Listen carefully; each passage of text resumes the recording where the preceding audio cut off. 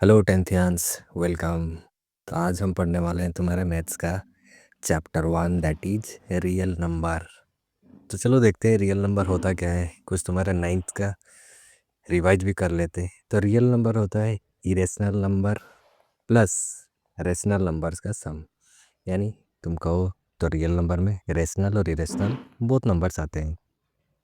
ये rational number क्या होता है, जिसको हम पी बाई क्यू फॉर्म में लिख सकते हैं, जहाँ पे क्यू नॉट इक्वल टू 0 होता है। ओके। और इरेशनल नंबर क्या होता है, जो पी बाई क्यू फॉर्म के टर्म में नहीं लिखा जा सकता है। जस्ट सिंपल, जो कि इरेशनल नंबर तुम नाइन्थ में पढ़ के भी आए हो। देन देखते हैं ये इरेशनल नंबर और क्या होता है, जो जिसका अगर डेसिमल एक्सपेंशन करो तो इधर वो टर्मिनेटिंग होगा या फिर नॉन टर्मिनेटिंग रिकरिंग होता है। लेकिन इरेशनल नंबर में अगर डेसिमल एक्सपेंशन करो तो वो क्या होता है, वो होता है तुम्हारा non terminating and non recurring. Terminate भी नहीं होगा और रिपीट भी नहीं होगा। तो ये बेसिक्स साइंस के थे, जो कि हमने थोड़ा रिवाइज कर लिए हैं। अभी टेंथ में इसमें क्या है, टेंथ में पहले हम स्टार्ट करते हैं एक थियोरम से, जो कि वह है फंडामेंटल थ्योरम ऑफ अरिथमेटिक। तो ये फंडामेंटल थ्योरम ऑफ अरिथमेटिक होता क्या है, इसे जानने से पहले मैं तुम्हें पहले बताता था ये प्राइम नंबर क्या होते हैं। देखो, तो प्राइम नंबर वो नंबर होते हैं जो नंबर्स के सिर्फ दो ही फैक्टर होते हैं, और वो दोनों फैक्टर क्या क्या होते हैं, 1 and the number itself. Okay. जैसे कि एग्जांपल में ले लेते हैं 3, तो 3 का फैक्टर होता है 1 और 3। एक नंबर लेते हैं 5, उसका ही फैक्टर होता है 1 और 5। तो देखो 1 दोनों में कॉमन है, और वो जो नंबर दोनों है वो दोनों भी उसके फैक्टर होते हैं।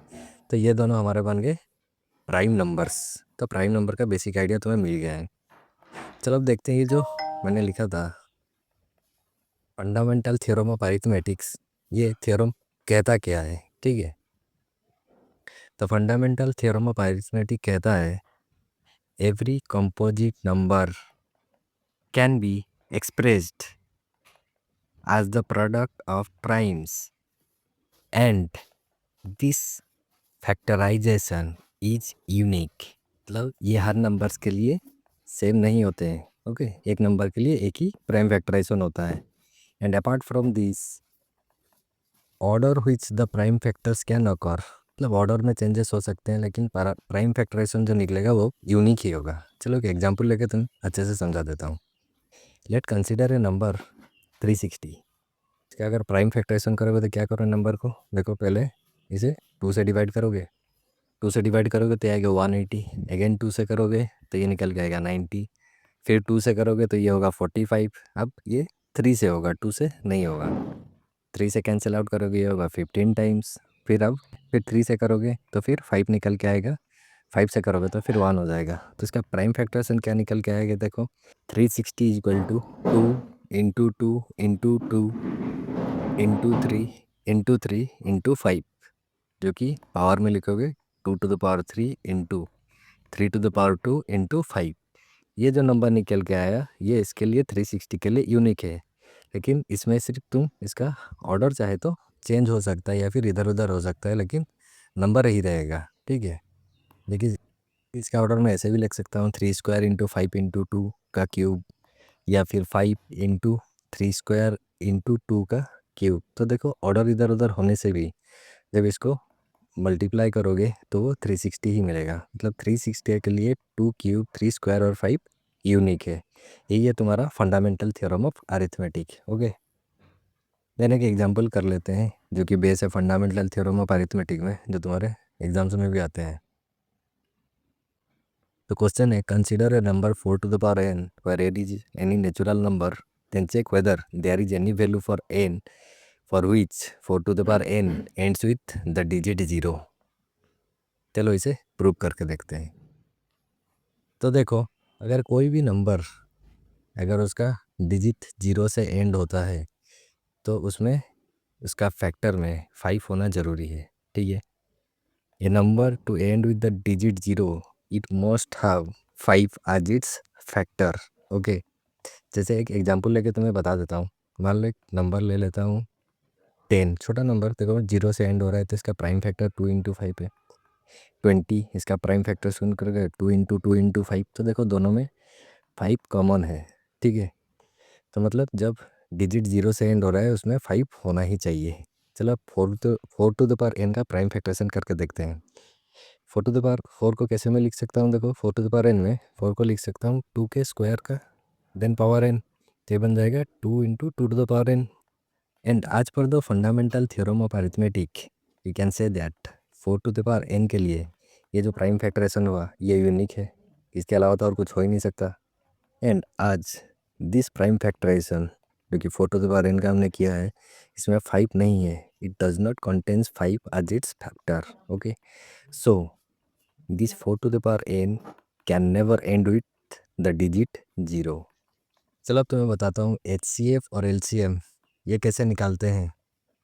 तो मैं अब बताने वाला हूँ HCF और LCM प्राइम फैक्टराइजेशन करके कैसे इजीली तुम निकाल सकते हो। देखो ये HCF होता क्या है, HCF का फुल फॉर्म होता है हाईएस्ट कॉमन फैक्टर।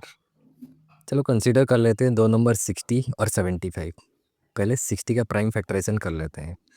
तो 60 का प्राइम फैक्टर करोगे 2 से कैंसिल आउट करोगे ये 30 टाइम्स होगा, फिर 2 से कैंसिल आउट करोगे 15 टाइम्स होगा, अब 3 से करोगे तो ये 5 टाइम्स हो गया। तो इसका प्राइम फैक्टरेशन 2 × 2 × 3 × 5 लिख सकता हूँ मैं। या फिर इसको ऐसे भी लिख सकते हो, देखो इसको तुम डायरेक्टली लिख सकते हो, 2 तो 2 है ना, तो इसको लिख सकते हो 2 के स्क्वायर × 3 × 5 के फॉर्म में, ठीक है। अब इसको मैं इरेज करता हूँ क्योंकि यहाँ पे 75 का प्राइम फैक्टरेशन करेंगे, और 75 का जब प्राइम फैक्टर में तोड़ोगे ना तो देखो ये पहले 3 से इसको कैंसिल आउट करो तो ये 25 टाइम्स जाएगा, 5 से करोगे तो ये 5 टाइम्स होगा। तो इसको हम लिखेंगे 3 × 5 × 5, या फिर 3 × 5 का स्क्वायर भी लिख सकते हो, ठीक है, दोनों सेम ही चीज़ है।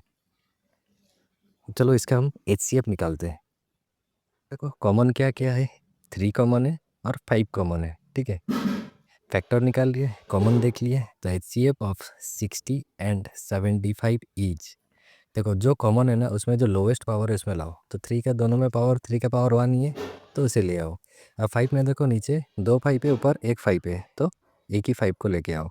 तो 3 × 5 that is 15 is your HCF of this two numbers. Okay, then come to LCM। What is LCM? It is the lowest common multiple. Okay, हम फिर से वही दो नंबर कंसिडर कर लेते हैं, ठीक है, ताकि तुम्हें इसका रिलेशन बाद में अच्छे से समझा पाऊँ। तो फिर से 60 लिख लेते हैं एंड 75 लिख लेते हैं। तो इसका प्राइम फैक्टराइजेशन तो हमने निकाला हुआ है जो कि 2 स्क्वायर 3 × 5 हो जाता है तुम्हारा 60 का, एंड 75 का होती है 3 × 5 × 5, जो कि हम 3 × 5 स्क्वायर भी लिख सकते हैं, ठीक है।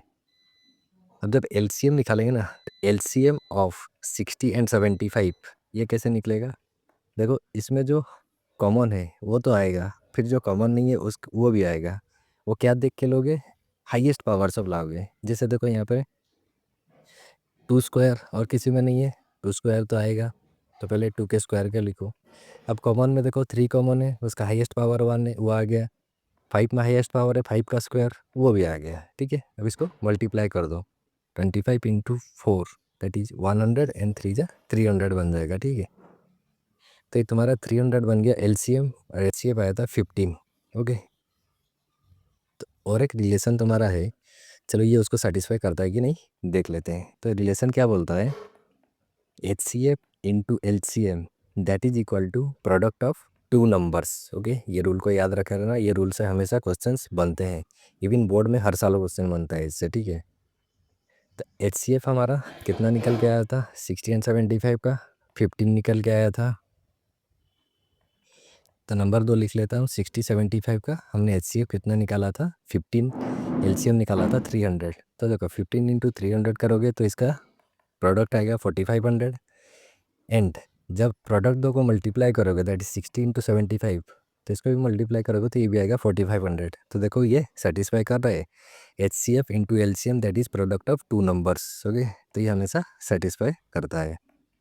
लिख सकता हूँ 15 × 300 that is equal to 60 × 75। Then come to next thing, if P भी ए प्राइम नंबर, अगर P कोई एक प्राइम नंबर बनता है और P अगर A के स्क्वायर को डिवाइड करता है तो P A को भी डिवाइड करेगा। इससे कुछ समझ नहीं आया तो मैं नंबर कंसिडर करके एग्जांपल से अच्छे से समझा देता हूँ।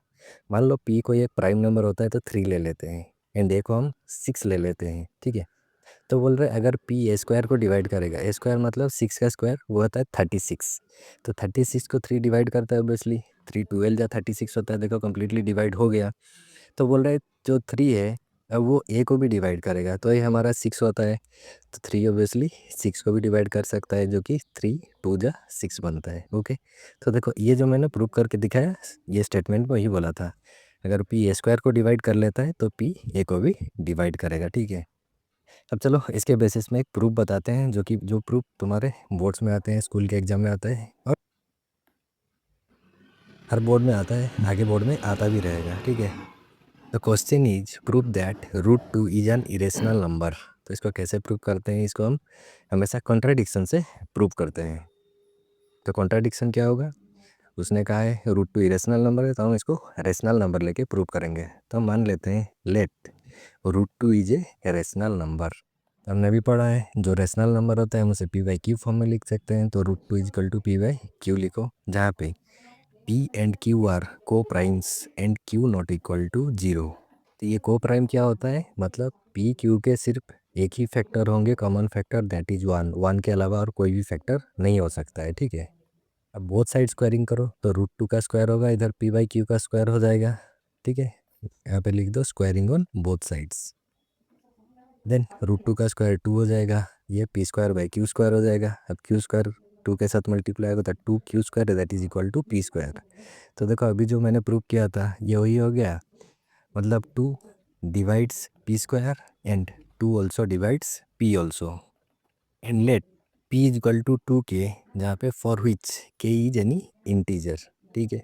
अब सब्सटीट्यूट कर दो पी के वैल्यू को 2 के से, जहाँ पे 2 क्यू स्क्वायर पी स्क्वायर था ना वहीं पे, तो ये क्या हो जाएगा 2 q square that is equal to p की जगह 2 के स्क्वायर करेंगे तो ये बन के आएगा 2 q square that is equal to 4 k square.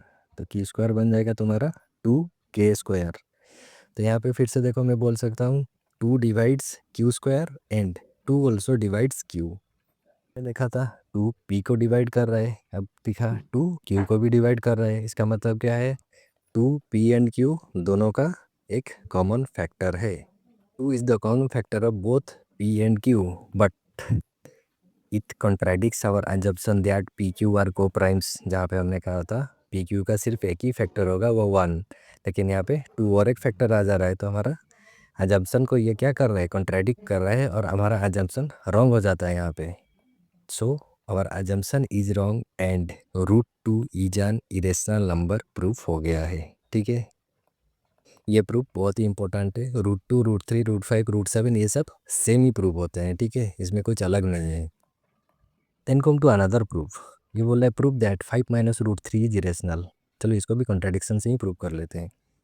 क्या बोलता है लेट 5 माइनस रूट 3 भी ये रेशनल नंबर। तो जब ये रेशनल नंबर होता है तो 5 माइनस रूट 3 को भी हम पी बाई क्यू टर्म में लिख सकते हैं। तो ये तुम्हारा बनेगा 5 minus root 3 that is equal to p by q, where p and q are co prime integers and q not equal to 0। तो 5 को उधर ले जाऊँ तो ये क्या हो जाएगा root 3 is equal to 5 minus p by q. इसको फिर से सॉल्व करोगे तो root 3 is equal to 5 q minus p by q बनता है। तो अब देखो यहाँ पे since p and q are integers, so 5q minus p by q that is also a rational number. Okay, so root 3 is, and so root 3 is also a rational number, but actually root 3 is irrational number which contradicts this, but this is a contradiction because root 3 is an irrational number. Okay, so our assumption is wrong here, and 5 minus root 3 is an irrational number, that is proved.